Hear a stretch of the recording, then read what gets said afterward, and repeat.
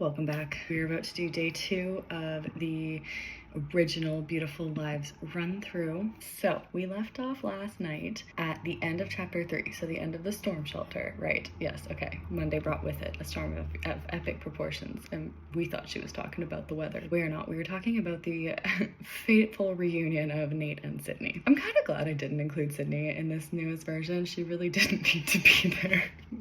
She kind of just messed up the whole Nate-Lexi relationship plot because this is the second week of school. And from here until, well, for a while, Nate is with Sydney and he barely talks to Lexi. They have such little relationship development from here until when they get together.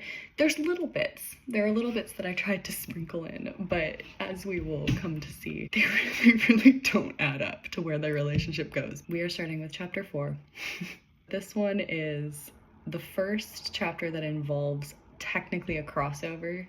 Obviously the characters are all the same, the plot lines are similar, but this is the first one that has a scene that actually is also in this newest one. So far I think they've all been different. We return to the storm shelter and Lexi is not okay. So this is now, okay, this is Life is Not a Movie. So this is the big Lexi lesson from this one, is life is not a movie, is kind of the quote. So it kind of opens with Lexi's reflecting on a trip from her childhood where she went to the zoo with her parents. It was great most of the day, but then at the end of the day, her parents started to fight. Everybody got mad about it, and that night, Lexi asks her mom when she's going to bed, you know, why did you have to fight with Dad? It was such a great day. And Mom responds by saying things go wrong no matter how good they seem. Life is not a movie. And Lexi latched on to that. And so she basically says whenever something bad happens, she repeats that. That's her mantra. And that's what she thinks when she sees Nate and Sydney kissing. And then at least she admits it. She says, I knew Nate had no reason to like me in the first place. We had no history together, no connection of any kind, no solid friendship, none of the foundations that a relationship required. She's not wrong about that.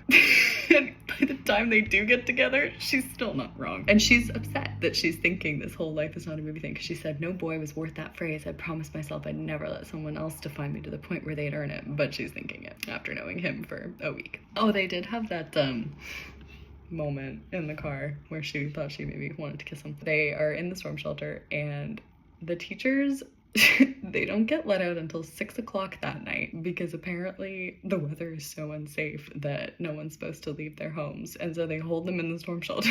I was so just wanted to make sure they had the most time possible in the storm shelters. Nate and Sydney had disappeared shortly after the incident. So she sits in the corner for the rest of the afternoon and then goes and yells at Ryder on the way out to the car. He is all asking what is wrong with her. She's just lying and saying she's tired, and so she gets in the car. She won't talk. She puts her headphones on, and finally her mom says, you know, are you okay? And she says, I'm fine, and she's mad. She's cooped up in the storm cellar for 8 hours. This is not necessary. They go home and she goes to her room and starts to cry, and guess who comes in to comfort her?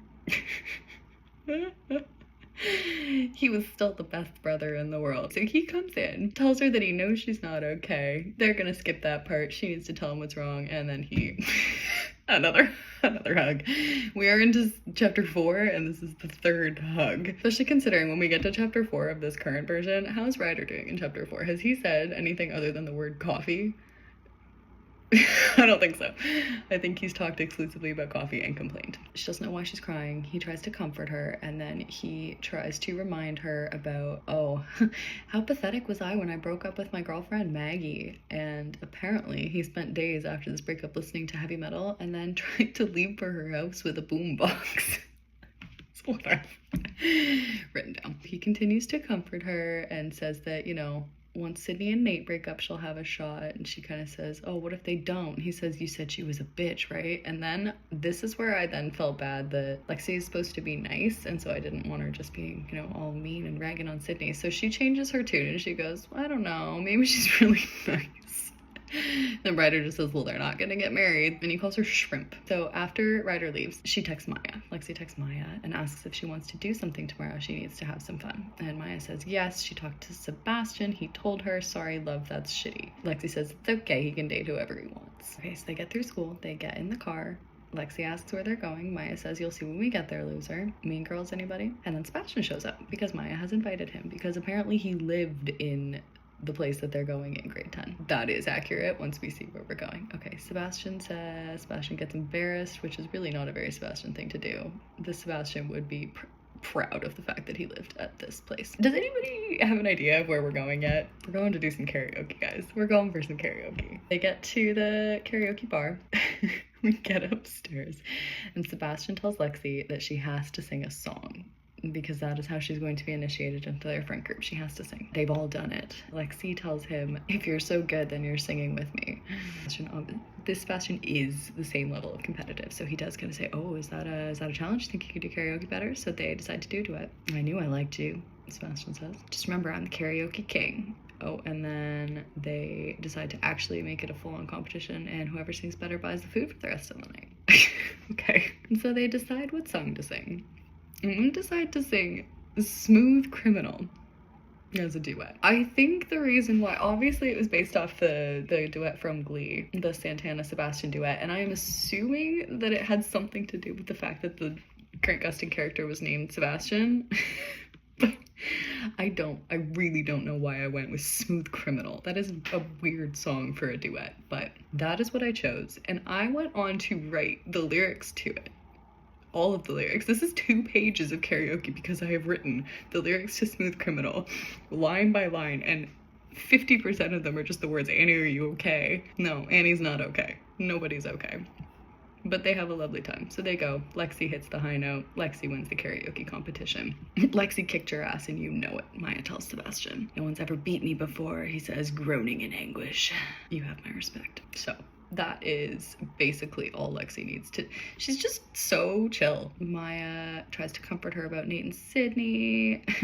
Maya says, "You're a better person than I am. I'd be in a rage if it were me." Lexi says, "Nah, I'm internalizing. I'll Hulk out in a few days." Yeah, sure you will. Sebastian comes back. They eat food. They sing more karaoke all night, and they're fine.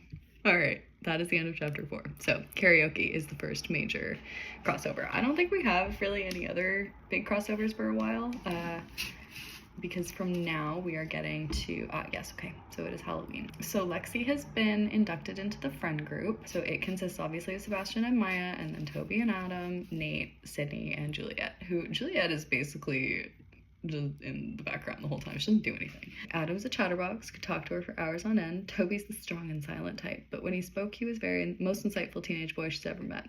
Sebastian and I grew closer and closer each day, and the more time that passed, he started to feel like a brother to me. I threw that in because people were shipping Sebastian and Lexi for a while because she was not speaking to Nate at this point. She's just talking about the gang, how they're she's getting close with all of them. No Reagan yet, but we will get to that. So, the rest of her family is super happy too. See, everybody's fine. Everybody's great. There's no plot here. I mean, technically the whole Nate thing is a plot, and obviously the cancer stuff will come, but this is really, okay. So now it's time for Six Flags. So we go to school one morning, and Lexi goes and finds her friends in the backyard, and the back hallway, and Sebastian asks what she's doing for Halloween. And she says she doesn't know, and so they say that she's coming with them to Six Flags. And Adam says they do a great Halloween event. He went last year and almost pissed himself because it was so scary. And Sebastian just says, "A little too much information, buddy," which, fair. Nobody needed to know that. So Lexi decides to go. She goes to first period class, asks Nate if he wants to go, and he says yes. She knew it's going to be the best Halloween of her life. In fairness, it kind of is. Last Halloween of her life. Okay. So they get to Halloween. The boys are not in school because they're volunteering with Sebastian's mom, who's throwing a Halloween party for disadvantaged children. I don't know why that was something that needed to pop in, but it did. And then they go to Starbucks. "We thought you got lost and we're gonna miss the bus." We weren't complaining, Sebastian says when the girls get there. "You know it wouldn't be the same without the girls." Sebastian gets really excited about a roller coaster. Then Sydney is really mean to him about it. And everybody's really uncomfortable and upset, and then Adam decides to break the ice by telling them about the time he broke his cell phone on the drop zone. I didn't actually write the story in, but my assumption is that he dropped it. Maybe there should be, I hope maybe he sat on it and it bent or something. He forgot it was in his back pocket and had nothing to do with the drop zone. I feel like that's a more Adam thing to do. They go in the roller coaster. Sebastian says to Lexi, maybe Sydney will fall out at the top. And Lexi responds with, Sebastian, you can't say that. Says, why not? It's not like you weren't thinking it. She said, I never said you can't think it. I said you can't say it. Oh, right, okay, says Sebastian. They go on this roller coaster. It is amazing. That's it. Then they decide to end the night in the haunted house. Actually, that's Lexi suggests that they go to the haunted house. They all want to do it, but Sydney doesn't want to do it because Sydney says it's crowded and the line will take forever. And Nate teases her. Says, what, are you scared? No. She says, I'm trying to think logically. And then Lexi pipes back up, says, well, it's Halloween. I think a haunted house is perfectly logical. Who is this girl? Lexi's right, says Nate. Flirting. This is the kind of thing that I thought was the indicator of, you know. And then he says, come on, Sid, I'll protect you. So, not so much. So they get to the haunted house. They go inside. It's scary. And at the very end, they're about to go out, and Lexi sees a little door.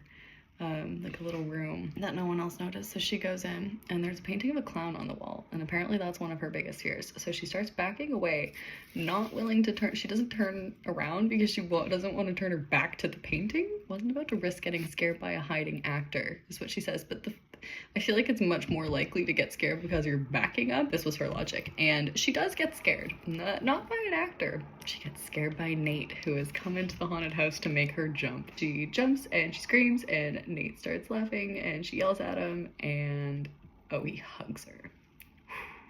And her heart starts to race. Settle down there, girlfriend, she tells herself. He's dating another girl. Yeah, he is. But that doesn't matter to anybody. So Nate tells everybody else about how badly he scared her. She says, you got lucky. It was just because of the clown picture. And Nate says, yeah, sure. But then he, takes Sydney's hand. And then we find out Sebastian recorded the thing on his phone and they put it on YouTube.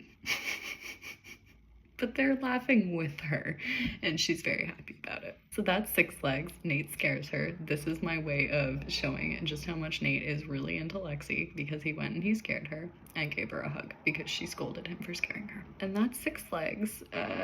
Yeah, there's nothing else to it. That's it. Now we've made it to Thanksgiving. So this is the first of the the first and the last of the family drama, at least until much later in the cancer storyline. Obviously there is a storyline and there is the cancer stuff and there is stuff. It just... So mom is asking Lexi to please go to the store and buy at least 5 pounds of potatoes and all of this stuff for Thanksgiving that they don't need because it's just her mom and Ryder, and she's saying that is enough to feed an army. Why do we need this? And mom says, oh, I just want to make sure we have leftovers. That's not true, because mom is really sad. She used to always they used to have a big Thanksgiving and invite a bunch of people over. Mom's sad that that's not happening, and so she's just making a whole bunch of food pretending that they're having all these people over. Lexi is sad because she misses her dad. And this is, I believe, the only time so far that she has mentioned that she misses her dad, and I think until he returns, which he does but much later on, this is the only time. Maybe she talks about him at some point, but I think it might just be this, that she just kind of... it's not like she talked about him that much more in this new version. Yeah, she associates Thanksgiving with her dad. She misses him. She wonders if it would be a bad idea to call him, but she doesn't think it would. She thinks her mom would be really upset about it, so she doesn't. So she gets to school and Sebastian finds her at her locker, and apparently they have this inside joke where he goes and he knocks over the textbooks that she lines up and stacks up in her locker every day, which... it's not funny, Sebastian. That's mean. Sebastian knocks over her textbooks. Lexi usually laughs at it and maybe would have smacked him. See, this is now where people are thinking, oh, we want Lexi and Sebastian to be together, because we don't yet know that Sebastian is gay. We don't yet know that Sebastian is in a relationship. It makes sense. If you don't know that and you're reading the whole Lexi Nate thing, it makes a lot of sense. And that's why I threw in the whole brother thing. Still wasn't effective until much later. But so she's mad because she's in a bad mood. So she slams her locker door and almost slams it on his finger. Sebastian's all, wait, what's wrong? What's going on? And Lexi's all annoyed, and he's, trying to get her to talk to him, but she won't. And so she goes to class, not happy. Again, makes it to lunch, gets a text from Sebastian asking her to come to the back hallway. So she goes to the back and finds him, and he is playing guitar in the back hallway, and she sits down and starts crying while he's playing. Finally, he kind of says, okay, like, what's wrong? And she finally says she hates Thanksgiving and kind of reveals it's family stuff, and she tells him about her dad. And he comforts her and invites her to come for a jam session that night. So this is her first time doing anything with the band. And like I said, she doesn't join it or anything like that, but she just goes and plays with them for a few hours. So she goes to Sebastian's house with him. She drives there. Okay, so when we got to Sebastian's house, I remember this actually. I remember writing a line, and the first line in one of these paragraphs is, "The inside of Sebastian's house surprised me, although in retrospect it probably shouldn't have." And I wrote that before I actually knew what the inside looked like. So I wrote this, and then I had to figure out what was weird about the inside of Sebastian's house. And what I went with was that absolutely everything, from the walls to the furniture to the pictures, all of it is just black.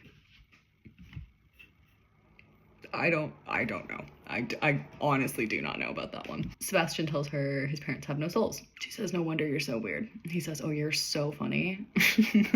Threatens to toss her out on the street. And then said his mom used to have really bad insomnia. Parents think the dark makes it easier to sleep, so dad decided to make appropriate sacrifices for her. Lexi says, "Your parents sound a little strange." Sebastian says, "Yeah, a little doesn't even begin to cover it." They're downstairs, all of them, and Sebastian says, "You're not allowed to just sit and observe, you have to play." "I'm not really good at sight reading," she says. "Oh, go sit with Nate, read off his music." So she goes to sit with Nate for the jam session, and he says, "Oh, you're gonna play for me finally." And then they ask her to sing and ask her if she wants to take lead vocals on one of their songs out of nowhere. She says no. Sebastian says, "I'll do it." And so she starts singing and playing guitar with really no issue, and within a couple of hours, she's totally fine with it. As it turned out, sight reading was not as difficult as I thought it to be, and it was even fun. So she really just, within one session, she goes from, "Wait, I've never really played for people," to, "I can sight read, I am confident, and I am enjoying my life." So makes it a few hours, and eventually says, "I'm having fun. My mom might strangle me if I don't come home soon." So they try to convince her to stay, but she can't. So she goes home, and mom is mad, like mad, because she doesn't know where she'd been. Okay, Lexi says she said Sebastian's. Mom's like, "Oh, you didn't think to call it?" And she cleared it with Ryder. "I thought you'd be fine with it," she says, and mom yells back, "You clearly didn't think at all. I mean, for the love of God, Lexi, it's Thanksgiving. You decide you'd rather spend your time with some boys you just met instead of your family. It's a Friday night. Not like they were having their Thanksgiving dinner that night." But she didn't go to the grocery store. She didn't get the 5 pounds of potatoes and the turnips, so dropping the ball, Lexi. Oh, mom busts out the full name. Damn. "Alexander, you've been spending too much time away from this family." So mom is now mad at Lexi for having friends. Yeah, that works. She says she's hurt because Lexi doesn't want to spend time with them anymore. And Lexi's like, "Mom, I didn't have any friends in Michigan. Now I'm happy. Is that not okay?" And then mom just says, "Oh, just I miss you."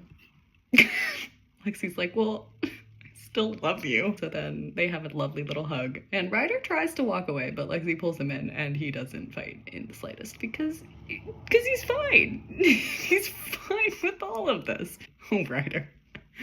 Ah, yes, the Christmas party. We're getting to exams. Lexi is studying for her exams. She is at a coffee shop, and Sebastian, Adam, and Toby come in and find her. Invites her to their Christmas party that weekend. Oh, and they're doing Secret Santa. So I didn't do a Secret Santa in this one. I don't need to add more. So she finishes her exams. She meets her grandparents. She sees her grandparents. They go to the party. She gets ready with Maya. They go over to the party. Juliet and Adam dance. Sydney and Nate make out in the corner, and the rest of them sit and drink. It's about accurate for the first little while. Oh, and Maya's wasted again. Maya gets her present first, and immediately it's obviously a book. She immediately says, "If it's a puppy, I don't have enough money to feed it." And she gets a book called 101 Creative Shots for the Broke Student and falls on the ground laughing. I tell her to guess her Secret Santa, but I doubt she even knows who we are anymore, is Sebastian's comment on that. So they open their gifts. Oh, Lexi's Secret Santa is Sydney. And she gets a somewhat cute shirt from Forever 21. Adam suggests, much more of a Sebastian even doesn't want to do it. Wow. Adam suggests they play spin the bottle, and Sebastian says, "Well, that's for 7th graders." And then Adam says, "What are you scared?" And then Sebastian's in because it's a challenge. That much is true. It's just more that Sebastian would definitely be the one wanting to play. So they decide to play spin the bottle. Adam goes first, and he lands on Juliet. Classic. So they have a steamy makeout session, and finally everybody gets annoyed, and so Lexi goes. Can anybody take a guess as to who Lexi's gonna land on? This is not subtle. This is Sebastian level of not subtle. Obviously Lexi lands on Nate. "All right, let's do this," says Nate. Yeah, that's what you want to hear. Really wasn't much of a kiss. I'm not gonna lie and say I've never fantasized about kissing Nate, is what Lexi is thinking. Really? What a surprise. Nobody's surprised about that. After half a second, He pulls away. Oh, but then he leans back in, almost as an afterthought, and he kisses her again. And then when he pulls away, oh, he gives her this look, this like longing look. Sydney's not happy about it, and Sebastian just goes, oh, that was so hot. And then he says, come on, this is Spin the Bottle. Let's see some action. He's super on board with this now. Oh, and then Nate takes the bottle and he turns it to Sydney, and they start making out. Everybody's pissed off, and Sebastian breaks it up. Thank you, Sebastian. So they play for a while. She kisses Maya, who is so drunk she can't remember how to kiss. She kisses Adam, and she kisses Sebastian. We had a pretty good kiss, even though it was totally friendly. This is me trying so hard to shut down the Lexi Sebastian shipping. I think in the next chapter it will be shut down permanently. Oh, and the best kiss of the night. It's Maya and Toby. They go to sleep around 3 a.m. and Lexi looks over the room and she sees Nate. Sydney's lying in Nate's lap and he's stroking her hair and he looks over. Oh, and their eyes meet and they stare at each other for a minute. Like a solid minute. So they met in class. Nate invited her to his party. They had a 30-second conversation at the party. Oh, they had that moment in the car where Lexi wanted to kiss him. Yeah, they talked about guitar. Oh, we have the whole, oh, you're gonna enjoy the storm shelter. It's gonna be so much fun. And then he gives her his jacket and then immediately gets back with Sydney that afternoon. Then he scares her at the haunted house. Oh, he agrees with her that they should go to the haunted house, scares her at the haunted house. She sits beside him and plays guitar at one jam session. Now they have had this longing, this Spin the Bottle kiss and this longing look. And I do believe that is the last thing that happens between the two of them before getting together. And so that is the extent of Lexi and Nate's relationship development. It actually gets worse after they get together. All right, that is round 2, and we will talk to you again probably tomorrow for a whole another few chapters.